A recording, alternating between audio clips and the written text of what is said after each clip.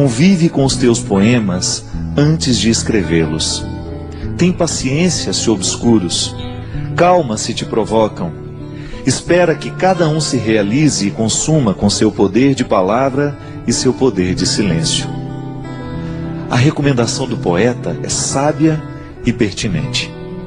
Um poema só é bom, se maturado na sementeira do silêncio. Antes de se tornar palavra, a poesia é experiência de vida silenciosa. Os artistas sabem disso, e nós precisamos aprender. Demora naquilo que você precisa dizer. Livre-se da pressa de querer dar ordens ao mundo. É mais fácil a gente se arrepender de uma palavra dita do que de um silêncio. Palavra errada na hora errada pode se transformar em ferida naquele que ouviu, também naquele que disse. Há muitos momentos da vida em que o silêncio é a resposta mais sábia que nós podemos dar a alguém. Na pressa de falar, corremos o risco de dizer o que não queremos. E diante de tudo o que foi dito, nem sempre temos a possibilidade de consertar o erro. Palavras erradas costumam machucar para o resto da vida. Já os silêncios certos, esses possuem o dom de consertar. Por isso, prepara bem a palavra que será dita. Palavras apressadas não combinam com sabedoria. Os sábios sempre preferem o silêncio. E nos seus poucos dizeres está condensada uma fonte inesgotável de sabedoria. Não caia na tentação do discurso banal, da explicação simplória. Queira a profundidade da fala que nos pede calma. Calma para dizer, calma para ouvir. Uma regra interessante para que tenhamos uma boa compreensão de um texto é justamente a calma. Só assim podemos adentrar nos significados que o autor quis sugerir e, consequentemente, mergulhar no mistério do seu texto. Leituras apressadas podem fomentar equívocos. E equívoco é uma espécie de desentendimento entre o que escreve e aquele que lê. É uma forma de obstáculo para a compreensão da linguagem. Na comunicação verbal cotidiana, isso sempre acontece. Dizemos e não somos compreendidos. Diante do impasse, duas realidades são possíveis. Ou alguém disse com pressa, ou alguém escutou sem atenção. Dizer e ouvir requerem silêncio. Só diz bem aquele que pensou antes no que iria dizer. E ouve melhor aquele que se calou para escutar. A regra é simples, mas exigente. Por isso hoje, neste tempo de palavras muitas, queiramos a beleza dos silêncios poucos. Eu sei que muitas vezes nós somos vítimas das palavras malditas. Não são poucas as vezes em que palavras malditas chegam até os nossos ouvidos. Uma palavra pode ser maldita por causa do conteúdo que ela tem, ou então por causa da forma. Hoje eu estava lendo um texto, coincidentemente, falando da música das palavras. E o escritor estava dizendo que para cada palavra há uma música diferente que nós podemos colocar nela. De maneira que você pode dizer uma coisa muito dura a alguém, mas você colocar uma música que faça bem ao ouvido de quem escuta. Então a pessoa escuta aquela palavra dura, mas com uma música bonita. Talvez tenha sido isso que Jesus soube fazer o tempo todo. Jesus dizia coisas muito duras, mas a música das palavras de Jesus era extremamente sedutora. Porque ele sabia muito bem que não adiantava dizer as coisas sem musicalidade. Não adianta nada a gente dizer as coisas com braveza. Não. A gente será muito mais bem entendido se a gente buscar uma música suave para colocar a palavra dura. Você experimenta isso na sua vida todos os dias.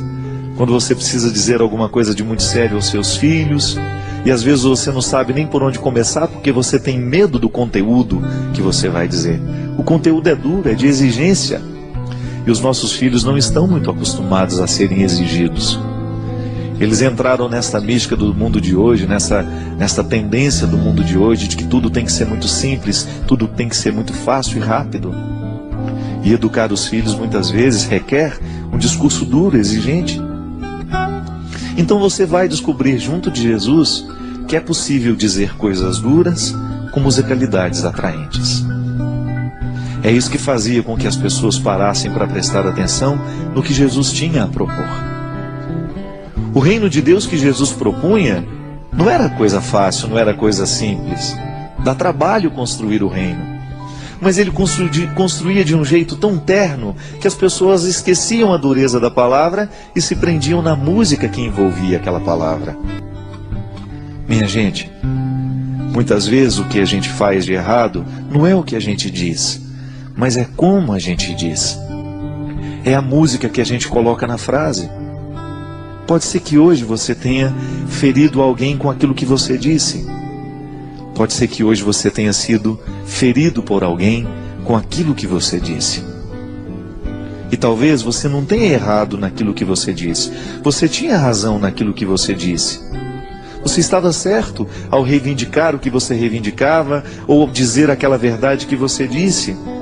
Mas talvez você não tenha escolhido o melhor jeito de dizer. Talvez você se perdeu na pressa, na raiva, na ira. É estranho, mas na vida a gente perde a razão quando a gente fica bravo.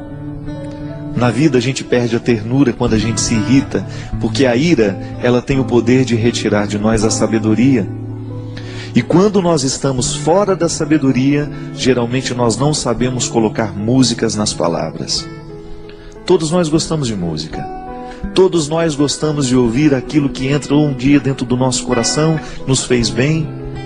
Por quê? A palavra veio com música, ela não veio sozinha. O intérprete colocou naquela palavra uma intenção tão bonita que você de fato acreditou naquilo que ele estava cantando. Uma canção bem interpretada, ela expressa todo o poder de verdade que o compositor quis dar. Mas aquele que interpreta, o bom intérprete, ele faz a canção se tornar ainda mais verdadeira do que quando nasceu da mão do compositor. Porque ele soube colocar a intenção da voz.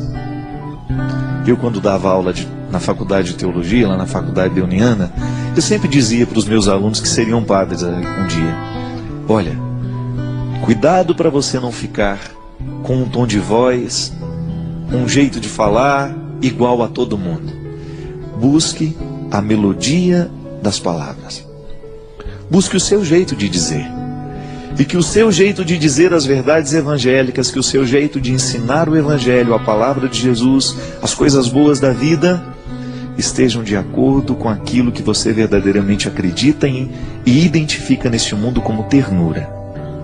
A palavra pode ser dura, mas a música que envolve a palavra não precisa ser. Porque aí você vai ter um poder de convencer muito maior do que se você estivesse usando a palavra dura com uma capa, uma armadura. Não. Todos nós temos medo de armadura, porque ela nos recorda a guerra. E às vezes, ao invés de colocar melodia, música na nossa palavra, a gente coloca armadura. E aí a gente assusta aquele que nos escuta, a gente machuca aquele que nos escutou.